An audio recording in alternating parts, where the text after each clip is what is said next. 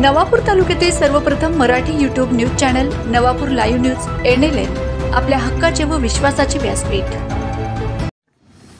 हम तो भगवान शिव को मनाने वाले हैं, जहर भी पीते हैं और फिर भी जीते हैं, असे वक्तव्य राज्याचे उपमुख्यमंत्री देवेंद्र फडणवीस यांनी नुकतेच केले होते।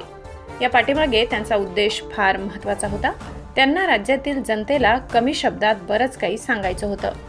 2014 साली राज्याचे मुख्यमंत्रीपद भूषविताना राज्यहिताचे अनेक निर्णय त्यांनी घेतले। त्यात सर्वाधिक डोकेदुखी ठरणारा विषय म्हणजे मराठा आरक्षण।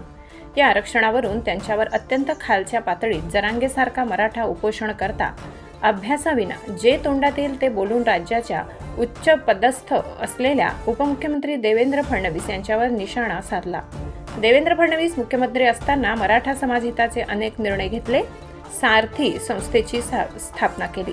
सारथीच्या माध्यमातून मराठा तरुणांना स्पर्धा परीक्षा, व्यावसायिक कर्ज अशा अनेक योजना अंतर्गत मराठा समाजाचा सर्वांगीण विकास साधला।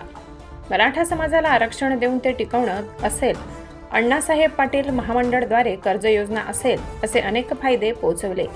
असे असताना देखील शेवटी याच समाजाचा उपोषण करता मनोज जरांगे कशा भाषेत बोलत होते हे महाराष्ट्रातील जनतेला ज्ञात आहे।